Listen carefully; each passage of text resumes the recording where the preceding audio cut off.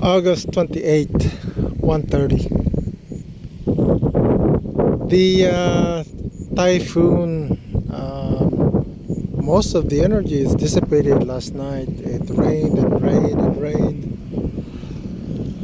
So the rice field here in Isabela are flooded quite a bit. So with the available liquid water in the rice field, we started to rotovator the Amianan land. We are going to do. We are going to execute third crop,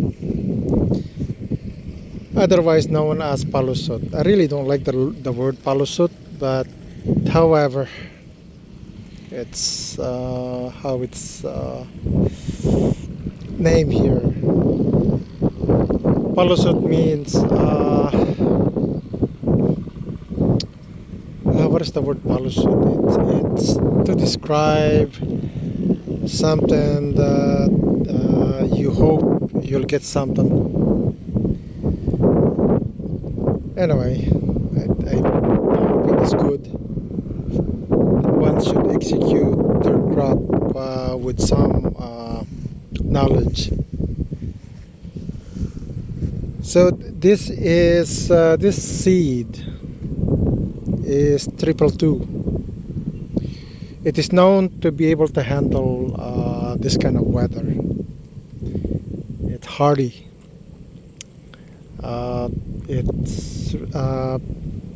It's hardy in a way that it will withstand heavy load, wind load. So that's why we chose this, and it's hardy against certain pests and fungi. So both can be handled by the 222. So that's the reason why we're doing 222. And this is the seedling. It's been broadcasted a few days ago. So this is basically 2-3 inches now tall. A lot of the seeds didn't turn out. So when you're dealing with these, you're looking at 20%.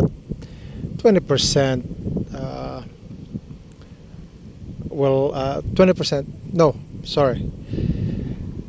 80% turn out, 20% won't be able to germinate. So 80% germination or germinated will germinate, 20% won't.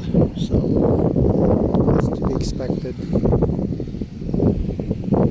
The typhoon started, let's see, 28 today, 27, 26, 25. I was watching it, and I saw the track and it loops.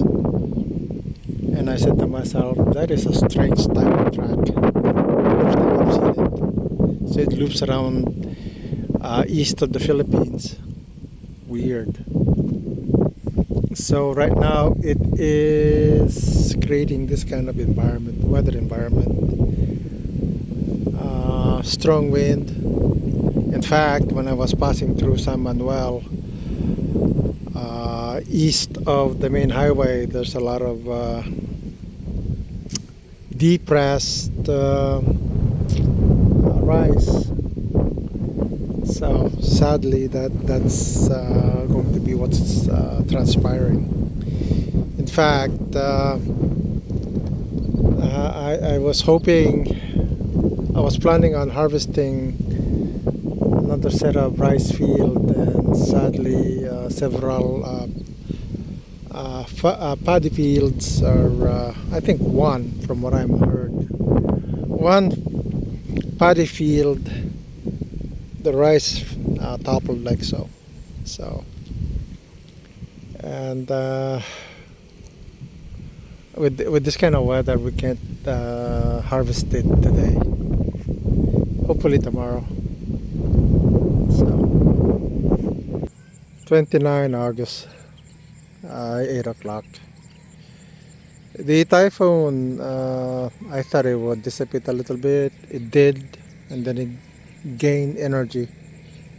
Now it's strong and it's leaving behind lots of precipitation.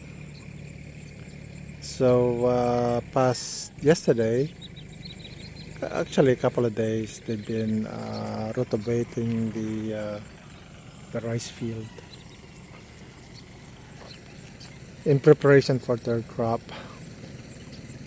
So the challenge, as usual, is rotting the vegetation. This haystack leftovers. It's good and bad. I mean, as it decomposes, it leaves behind nutrients. However, maybe it's okay. It's just that it does create heat, and maybe it's fine. There's a lot of organic material to be decomposed.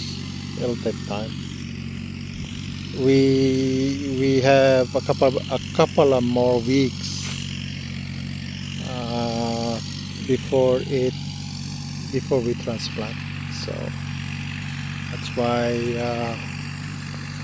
we're preparing the land now so that this will have a chance to decompose. So I haven't started investigating ways and means to quickly decompose this. Some sort of bacteria that would quickly that could be spread, or some catalyst to help the bacteria here to decompose the hay. So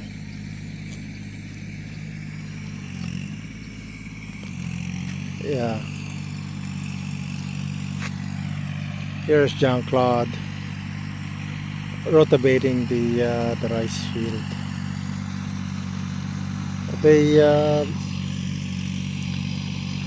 This is the first pass, and then we'll do second pass later. So here it's the total area is 5.6. We harvested 480. Correction factor is 0.43 here.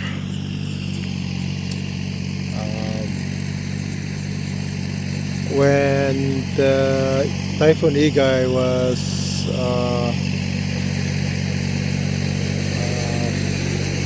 precipitating, it was also the flowering stage. So actually I'm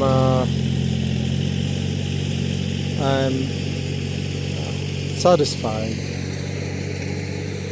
that we still have on the average 86 sacks per hectare at normalized 50 kilos. So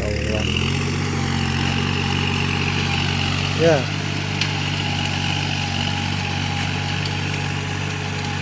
So the mud or the dirt is soft enough that the tractor doesn't have a hard time rotating the dirt and hay. The typhoon, I don't remember what his name is. It's slowly migrating north now. It did its loop.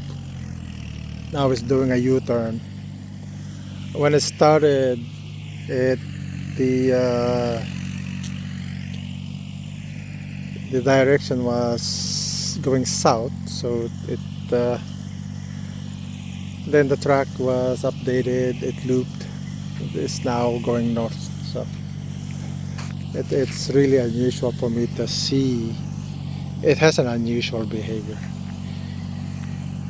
Being here for 5 years now, I haven't seen a typhoon like that where the track loops in a U shape or circular shape. So I suppose there's a first time for everything, and that was the first time I've seen one behave in such a manner. Yeah. So we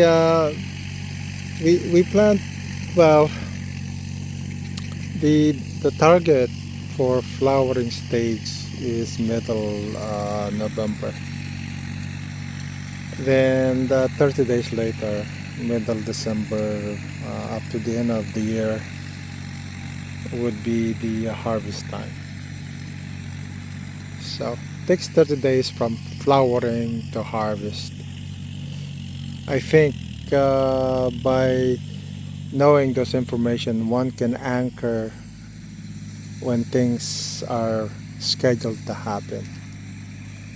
So the flowering is 60 to 70 days from transplant, day of transplant. So then after that, once it flowers, then 30 days later, that's harvesting. So I've been discussing it with Arvin, how we're going to help the the rice pollinate. So I thought, let the rice self pollinate for 5 days. Then 2 days after, then the remaining 2 days, we will disturb the pollination. That is to say, we're going to shake up the anthers to release more pollen, uh, to drop onto the stigma. Now, in theory, that would improve the correction factor, maybe closer to 0.6, maybe above 0.6. If that's the case, then the key then is helping self-pollinate.